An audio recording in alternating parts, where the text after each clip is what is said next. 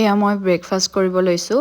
ৰাতিপুৱা খৰধৰকৈ কি বনাম ভাবি কিনে মই আমলেট এটাই কৰি ল'লোঁ। তাৰপিছত এইফালে বেটাক অলপ লৈ লৈছোঁ।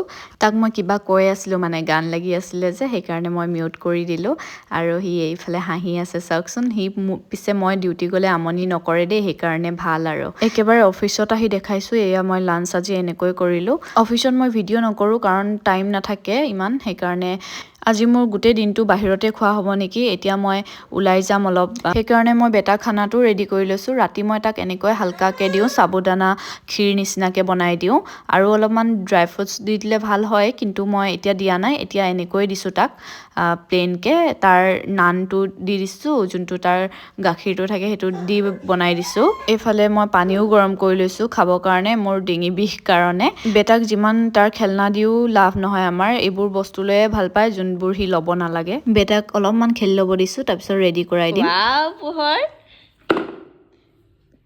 তোমাৰ নিজৰ খেলনাখিনি নেখেলা, ডাষ্টবিন লৈ খেলা ন?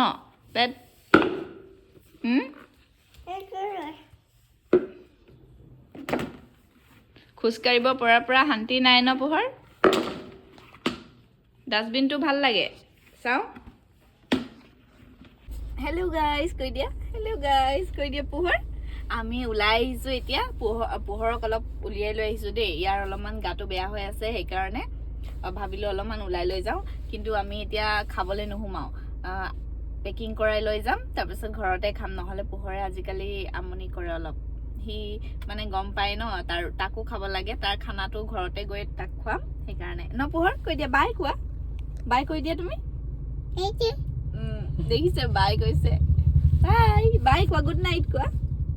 এয়া আমি ঘৰত আহি পালোঁ আৰু খানা খাবৰ কাৰণে উলিয়াই লৈছোঁ, যোনখিনি পেকিং লৈ আহিছিলোঁ যে। আজি মোৰ গোটেই দিনটো এনেকৈ গ'ল জানেনে, বাহিৰতে খোৱা। কালিয়ে কিবা এটা বনাই খাব লাগিব আৰু ভালকৈ, নহ'লে পেটটোৱে বেয়া হ'ব মোৰ যিমানে বাহিৰত খাই আছোঁ ন। এইখিনি হ'ল অংশুৰ দেই। তাৰপিছত মই ইমান মানে মছলাদাৰটো ইমান ভাল নাপাওঁ বিৰিয়ানী, মোৰ কাৰণে প্লেইনটো আনিলোঁ এইটো, আৰু লগতে চিকেন ৰোল দুটা লৈ আহিছোঁ।